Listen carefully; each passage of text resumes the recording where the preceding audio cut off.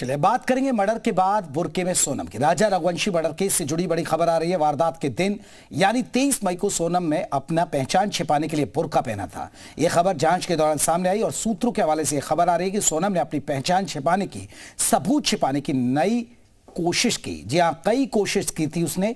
एक तो ये बुर्का पहना था, दूसरा ये कि एंट्री पॉइंट पर रजिस्टर में नाम नहीं लिखवाया था।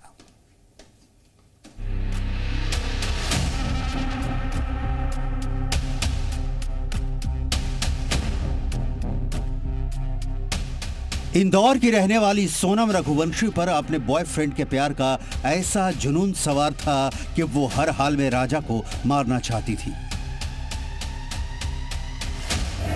इसके लिए उसने जो प्लान बनाया उसमें हर कदम पर पुलिस को छकाने की कोशिश की गई।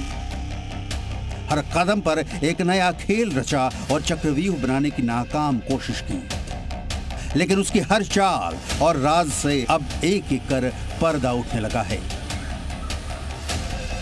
सोनम की साजिश कितनी गहरी थी और कितनी चालाकी से उसने ये खेल रचा, इसको लेकर भी अब नया खुलासा सामने आया है। नए खुलासे के मुताबिक मर्डर के बाद अपनी पहचान छिपाने के लिए सोनम ने बुर्के का इस्तेमाल किया था और वारदात के दिन यानी 23 मई को सोनम पूरे दिन बुर्के में रही, जिससे कि वो किसी सीसीटीवी में साफ नजर ना आए और सबकी नजरों से बचकर इंदौर के लिए रवाना हो जाए। जब ये पूरी जांच शुरू हुई और कहीं ना कहीं सोनम पर शक जाने लगा, तब ये तय किया गया, राज कुशवाहा ने उसे बुर्का पहनाया और कहा कि वो वापस सिलीगुड़ी जाए और उसकी किडनैपिंग हुई थी और ख़ुद को बचाकर वो भागने की कोशिश करे, इस तरह का प्रिटेंड करे, इस तरह का जो है जताने की कोशिश करे। और फिर ये बाकायदा टैक्सी के ज़रिए सिलीगुड़ी जाने की प्लानिंग कर रही थी। लेकिन इसी दौरान 8 तारीख की रात को एक गिरफ्तारी हो गई, जिससे कि राज कुशवाहा डर गया और उसने तत्काल जो है सोनम को फ़ोन किया और ये कहा कि वो गाजीपुर में अगर पहुंची है तो गाजीपुर से ही किसी जगह से जाकर अपने भाई को फ़ोन करे और ये बताए कि वो बचकर कहीं से भागकर आई हुई है, उसका किडनैपिंग हो गया था। सोनम ने यह सारा खेल 23 तारीख को राजा के मर्डर के बाद रचा, जब वो उसको खाई से नीचे फेंकने के बाद बाकी हत्यारों के साथ वापस शिलोंग आई थी और फिर गुवाहाटी होते हुए इंदौर के लिए रवाना हुई।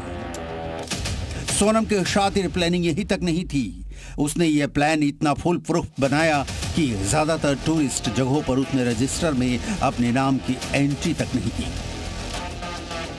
हमारी टीम अपनी पड़ताल में ऐसे ही एक टूरिस्ट स्पॉट पर पहुंची जहां 23 तारीख को राजा, सोनम और बाकी 3 हत्यारे आए थे। यहां भी रजिस्टर में सोनम का नाम न था, ना राजा का और ना ही तीनों हत्यारों का। ये डबल डेकर ब्रिज का एंट्री पॉइंट है और यहाँ पर आप देखिए टिकट काउंटर है ये, जहाँ से जो भी टूरिस्ट इस तरफ से आते हैं, देखिए ये रास्ता है, यहाँ पर जैसे उतरते हैं, यहाँ आने के बाद उन्हें बाकायदा यहाँ से टिकट लेना होता है। तो मुझे 22 तारीख की एंट्री का बुक ज़रा दिखा पाएंगे? हम नाम चेक कर रहे हैं कि क्या यहाँ पर सोनम या राजा ने एंट्री करी थी या नहीं। देखिए इस बुक में तो नहीं है। यहाँ पर नाम नीतीश मिश्रा। ये बताइए, इसमें तो राजा, सोनम जो आए थे, पुलिस ने भी आपसे पूछताछ किया होगा, वो लोग इसमें उन्होंने एंट्री नहीं की हुई है?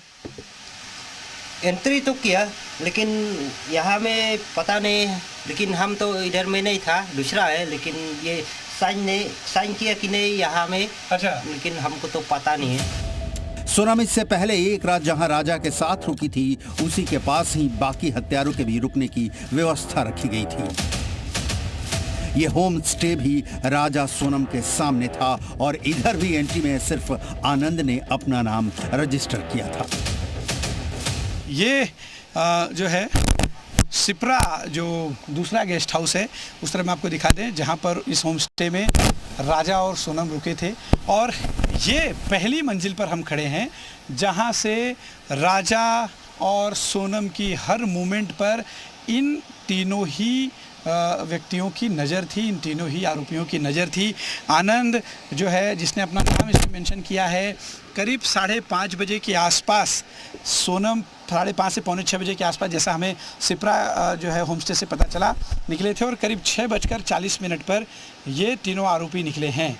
आप देखिए 6:40 पर यहाँ से निकले और ये लोग सीधा ऊपर की तरफ गए, जहाँ पर एक मैगी पॉइंट पर इन सभी की मुलाकात हुई, राजा, सोनम और इन तीनों आरोपियों की, और फिर ऊपर ले जाकर इन्हें मौत के घाट उतारने की जो प्लानिंग थी राजा को, इन्होंने उस पूरी घटना को अंजाम दिया और फिर फरार हो गए। हत्या करने के बाद बुर्का पहनी सोनम इंदौर आई थी और यहाँ आकर एक फ्लैट में रुकी थी। यह फ्लैट इंदौर के देवास नाके पर है और इसको राज के दोस्त विशाल ने सोनम और राज के लिए बुक कराया था।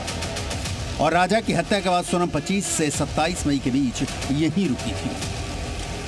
लग्जरी जो बिल्डिंग आपको नजर आ रही है, सोनम यहीं पर रुकी थी। किस किस से मुलाकात की थी, अब शिलांग पुलिस यहां लाकर उससे पूछताछ करेगी। एसी वाला कमरा बाकायदा फ्रिज था और एकदम फुल फर्निश्ड किराए पर लिया गया था। आनंद फारन में विशाल चौहान के नाम से यहां पर फ्लाइट किराए से लिया जाता है। 28-29 तारीख को 3 माह का बाकायदा एडवांस दिया जाता है। पूरी सुख सुविधाओं के साथ ऐश करने के लिए ऐसो आराम वाला ये फ्लैट लिया गया था। राज के साथ यहाँ पर बोरई कई और लोगों से मुलाकात की और जैसे ही उसके पोल खुलने लगी, राजा मर्डर मामले में वो पकड़ाने लगी, तो वो यहाँ से यूपी भाग गई। सोनम के इंदौर आने और यहाँ रुकने की अब पूरे तरीके से जांच की जाएगी। पुलिस ये जानने की कोशिश करेगी कि इंदौर में रहने के दौरान सोनम ने किस किस से मुलाकात की। पुलिस को आशंका है कि सोनम कहीं अपने परिजनों से तो नहीं मिली, क्योंकि सोनम के घर के कारोबार को सोनम ऑपरेट करती थी। अब जांच इस तरफ भी घूमती नजर आ रही है। इसके अलावा सोनम से ऑपरेट होने वाले बैंक खातों की भी जांच पुलिस करेगी। मेघालय में अभी तक 25 घंटे तक आरोपियों से पूछताछ की जा चुकी है। सभी आरोपियों से अलग अलग पूछताछ की जा रही है। एसआईटी ने पूछताछ के लिए 3 टीमें बनाई हैं और मध्य प्रदेश से जब्त किए गए सबूत डेटा के आधार पर पूछताछ की जा रही है। ब्यूरो रिपोर्ट, जी मीडिया।